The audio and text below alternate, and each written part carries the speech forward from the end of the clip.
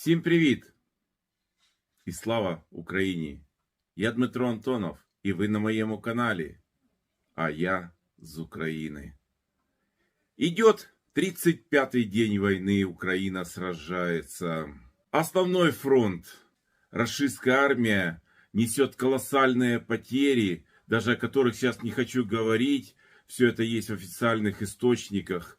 И ни одна армия в мире, вот уже более 75 лет, за месяц боевых действий не несла таких потерь.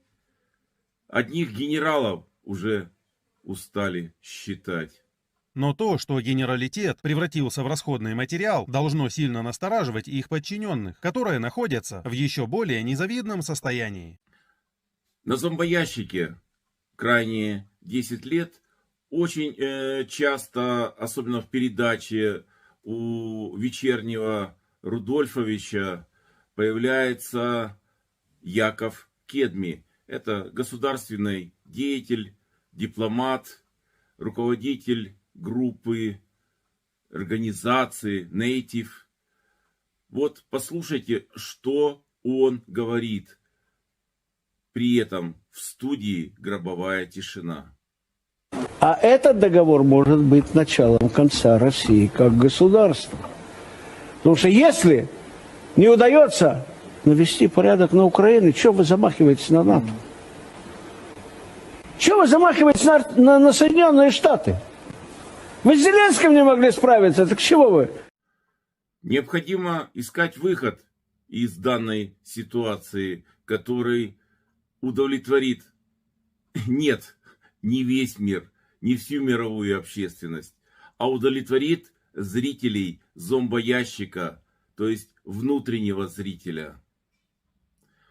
И тут, как черт из табакерки, выскакивает после недельного отсутствия министр обороны Раши и объявляет новую стратегию. Ну, для зрителей Раши это старая стратегия, но вокруг нее, я уверен, будут крутиться дальнейшие события. В целом основные задачи первого этапа операции выполнены. Существенно снижен боевой потенциал украинских вооруженных сил, что позволяет сосредоточить основное внимание и основные усилия на достижении главной цели – освобождения Донбасса. Вспоминаем события начала этой войны. 24 февраля. Объявление войны. И основные нарративы это мы защищаем Донбасс. Россияне имеется в виду. И все действия будут происходить именно здесь.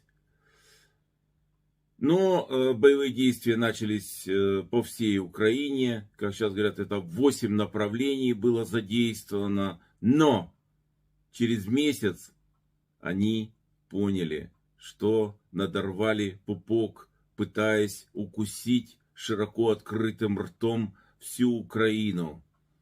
И теперь понемножечку начинают возвращаться с того, с чего начинались. Для чего? Для того, чтобы в какой-то момент, я думаю, может через неделю, там, через парочку недель сказать, вот мы здесь на Донбассе, как и говорили, мы занимаемся именно этим районом, а то, что произошло с Киевом, Черниговым, извините, это ваши националисты, это все они сделали. Поэтому все возможно. Возможно, очередной обман. Поэтому расслабляться нельзя. Хоть войска и говорят, что отходят от Киева, от Чернигова, но надо быть в готовности и ни в коем случае не расслабляться. Я думаю, что наши вооруженные силы отлично знают, что делать. Ситуация интересная в смысле именно путей развития, поэтому в ближайших выпусках будем говорить об этом, как развиваются события. Теперь второй фронт. Вспомним события 24 февраля. 4 утра начались обстрелы важных объектов Украины, в том числе и в районе Гостомеля был один взрыв, но ничего не повредил, но тем не менее война началась. Гостомель, аэропорт. В 8 утра начинают съезжаться работники предприятия. Как минимум, или сказать максимум из всех приехавших работников, только половина была задействована условно в летной работе. То есть это желание отправить самолет, 1, 2, 3, 4. 8:00 мне позвонил Михаил Григорьевич Харченко, мой непосредственный руководитель, и сказал, что срочно надо улетать. Я говорю, проблем нет. Андрей, спасибо, по летной части. Николай Аксененко по организационной части. Они готовы, экипажи есть, все подготовлено. И по части летной службы никаких проблем нет. Еще раз напомнил Михаилу Григорьевичу, почему я отсутствую, и сказал, где я нахожусь. В связи с тем, что воздушное пространство уже на данный момент было закрыто, разговоров о полетах буквально уже к 9 часам стало ясно, что никто никуда не летит. Далее, Андрей, спасибо, принимают решение и эвакуируют летную службу, то есть просто дают команду всей летной службе покинуть аэропорт, что было сделано уже до 11 часов местного. При этом весь остальной персонал, который приехал на работу в Гостомель, оставался на месте. Была возможность его эвакуировать, автобусов достаточное количество, но в автобусах не оказалось топлива, и тоже команды на их заправку не следовало. В 12:08, это я могу точно сказать, что это было 12:08, потому что моя машина, которая, к сожалению, осталась там на территории аэропорта Гостомель, прислала мне сообщение о том, что сработала сигнализация, а это говорит только об одном, что это был первый взрыв, который произошел в аэропорту. То есть прилет вертолетов был назначен приблизительно на 12:00, наверное. То есть, как всегда, есть время Ч. И я думаю, что это именно было 12 местного времени. Вышли на аэродром первый. Нас сначала пропустили вперед. То есть заблаговременно была подготовлена система ПО. Пропустили вперед, и как только мы вышли на торец полосы, по нам открылся плотный огонь из ПЗРК и зенитной артиллерии. Стреляли со всех сторон. В первой же атаке мы сразу потеряли ведущего группы. Накануне вечером командир бригады армейской авиации поставил задачу по захвату стратегического аэродрома Гостомель, который находится в 5 километрах от Киева. Лично моей группе из 8 ударных боевых вертолетов Ми-24 была поставлена задача сопроводить и прикрыть 8 вертолетов Ми-8, которые шли с передовой командой десантников, по 16 десантников на каждом борту. Вы увидели эти лица, пожалуйста, запомните их, потому что именно они уже накануне знали, что они летят убивать гражданское население Украины, что они готовятся выполнить захват объект гражданской инфраструктуры, аэропорт Гостомель. Никакого отношения к военной инфраструктуре этот аэропорт не имеет. Поэтому даже не Бог им судья, а Гаагский трибунал им будет судья, чтобы они только дожили до него. С земли данное нападение выглядело приблизительно вот так.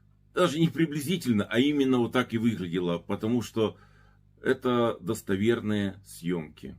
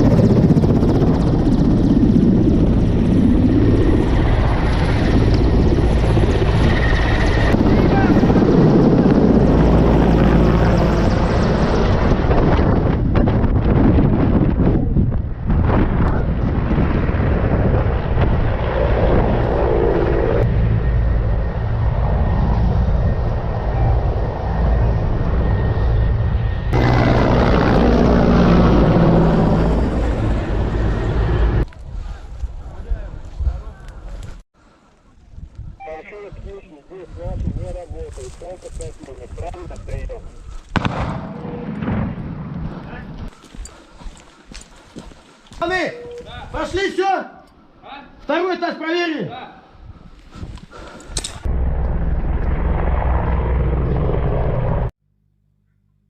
В 14:30 местного времени аэропорт был захвачен высаженным десантом. Как это уже в СМИ говорилось, около 200 человек захватили аэропорт и удерживали его. В 15:00 оставшиеся работники в количестве 150 человек вышли из бомбоубежища. При этом Михаил Григорьевич и Жинка Мрия мирно беседовали с руководителями захвата. Ну, это многие видели, поэтому с этими 150 человеками можно провести беседы, и они все расскажут. Вот. Но, тем не менее, люди были спасены. 150 человек благополучно покинули территорию аэродрома. Это замечательно, честь и хвала, но спрашивается, что эти люди делали во время войны в столь небезопасном месте. Дальнейшее развитие событий могло быть такое. Уже в готовности находились Ил-76 в довольно большом количестве. Ил-76 могут перевозить в себе технику, десант. И это порядка, возможно, 1500 спецназовцев с техникой в первый день войны в 10 километрах от Киева.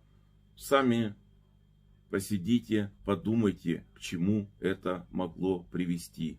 Только благодаря вооруженным силам Украины и Национальной гвардии, которые предприняли все возможное для того, чтобы уничтожить десант. И это они сделали в этот ранний вечер. И вечером уже добивали этот десант.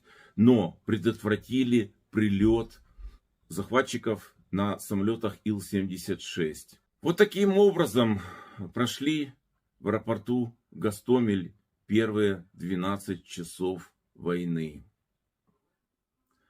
Слава Збройним силам України! Слава Україні і смерть ворогам!